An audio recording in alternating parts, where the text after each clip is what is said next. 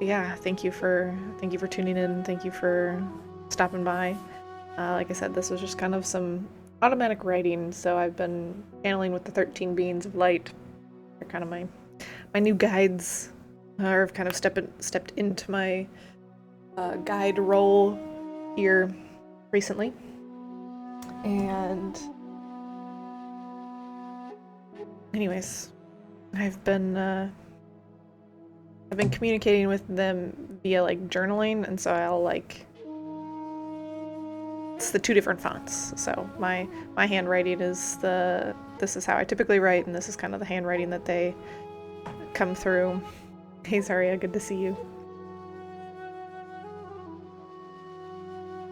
So their message today I was like, all right, I'm ready. They said, perfect, thank you for opening up to this channel. We want to talk about death, life after death. And I was like, where would you like to begin? They said, the soul separation, when your body dies. Like, what about it? When your body dies, the cord that ties you to your body is severed. I asked how, and they said, we cut it. I was like, who is we? They said, us, the beings of light. It's like, can all of you do it, or how many of you can? They said, all 13 of us. Like, okay, but is it only done by you 13, or can anyone else do it? They're like, no, only us. Like, okay. It's like, is it painful to the soul who is leaving their physical body? They said, only temporarily. We try to do it as quickly as possible as soon as we know for certain they are not meant to return to their human bodies. And I said, you use bodies and not body. I said, yes. I was like, tell me more about that. I said, some of you inhabit more than one body at a time. I was like, what do you mean? And I got crickets. Like, blank stare. Like, do you mean in the same timeline? Like, no. I was like, okay, so do you mean that our souls are split amongst multiple timelines? I said, yes. I was like, are we all like that? They said, yes. They're like, so who would be someone who doesn't inhabit more than one body at a time? I said, you. I was like, well, what makes my soul different? They said, you've called all of your soul fragments back to yourself, which is true. I've done that several times in several different meditations. I was like, do we all always start our Earth lives with split timeline souls? And they're like, no. They're like, what or who are the exceptions? They said the healers. That is there any other information you wish to share at this time about soul fragments? They said no. Like, okay. What about the death process? And death is in quotes because your body dying, but you don't really die. I said the death process goes like this. They said, your body shuts down, we cut your cord, you return to the light, you review your life and your life lessons, you go back again. And I was like, go back where? And so it's 3D life, not necessarily Earth, but you just go back to like 3D living. And you repeat that cycle until you're ready to guide others full-time from the other side. I was like, then what? They said, then you join our ranks as healers, messengers, guardians, fellowship. I said, okay. Said, then you can become an ascended master, then an angel, then one of us. I said, us being a being of light. I said, aren't the others already a being of the light? I said, yes, but they aren't one of the core of our core 13. I said, does that mean that they merge with one another, like one or more of you, or is it like that the number becomes 14? I said, the number becomes 14. I was like, so you're telling me that in our universe's history, our conscious, I said universe. Hold on. Yeah, our universe's history, only 13 beings have ever truly become one with the light. And they're like, yes. I was like, is there anything beyond you all? I said, source. Like, why would anyone want to become a being of light? I said, direct access to source. And I said, don't we already have direct access to source within the Holy Trinity? They said, yes. I said, so what is special or different here? They're like, nothing. It's like, so why strive for it to be one of the core beings of light? They said, you don't. Your soul does. And I said, your as in me, as in Cami, or as in the collective your?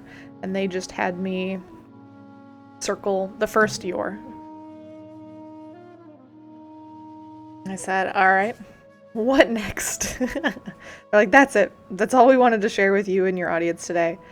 I said, all right. I said, okay, thank you for your time, energy, and gifts. They said, namaste, look for the light. And then I said, namaste. But these are the four symbols that I work with a lot, or have come through from them, where it's this like double star that has, 2 4-point stars, the ankh, a heart, and then the star that's more of, I haven't really counted it, but it's more representative, like the 13 points. And all of those, I've channeled about them before. Where did I...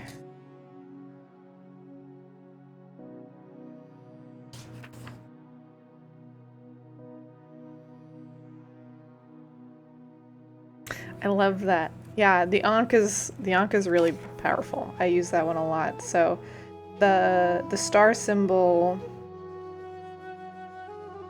has come to me. Let me see. So the star symbol, or the symbol of a star, represents a healer, a guiding... Here, hold on, there you go. Like the lighthouse, the guide, the healer, the guiding light, the hope in the darkness. It's like, you're the star is you. You can use the star on anyone and everyone. It is a power symbol of hope. That's the star. Connects to the sun, or suns in the masculine energy. You can use it with like energy work to help. It's like they use the word planting hope within someone, but it could also be like encouraging or showing what hope feels like in the body, in the energy field. So that the star is hope. The heart symbol, power symbol of like love, life, happiness, live, laugh, love. They wanted to say wholeness at first, but it's just kind of it all wrapped up in 3, the love, life, and happiness. It's emotion of love, feeling complete, whole, grounded, loved, not broken. You are not broken. You can use it to... You can use it with your words and your actions and how you show up with compassion and empathy and empowerment towards others. It can be drawn on people during energy work, but isn't necessary. Basically just like let the love, the life, the happiness flow naturally. So the next one are the 2 double stars, also considered a power symbol, and this is the power symbol of balance, or at least what has come to me for the power symbol of balance. So it says what I got from this, and when did I channel this? This was on the 27th of July. So it says, when all the energies are in perfect harmony, masculine, feminine, yin, yang, grounded, ethereal, harmony, balance, shining together, divine union, precision, both shining, both stars.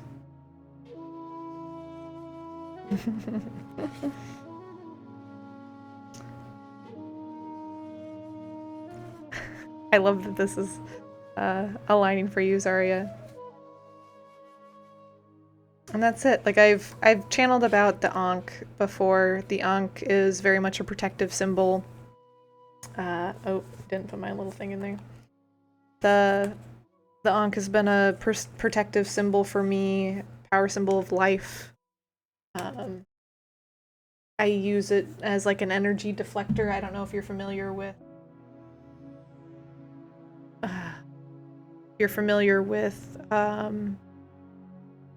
like Moon Knight, the character, and like Marvel Rivals, the video game, because in there, the video game, the ankh is like thrown on the ground, and you like throw. Well, okay, how do I want to?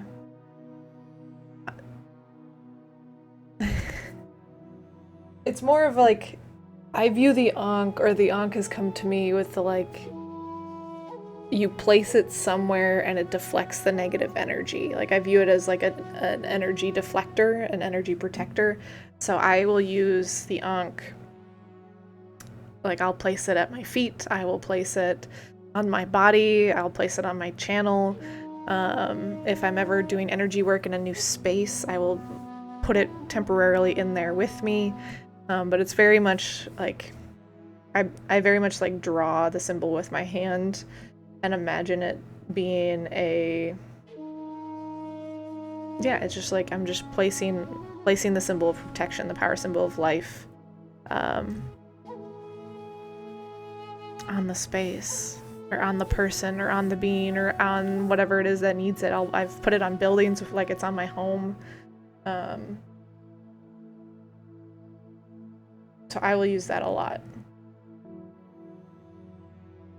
for protection. I'm trying to think if there's any more that I wanted to share about it.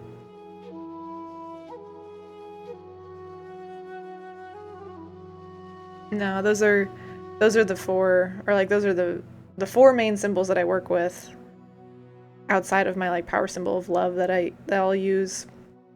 But those four are like my core my core four.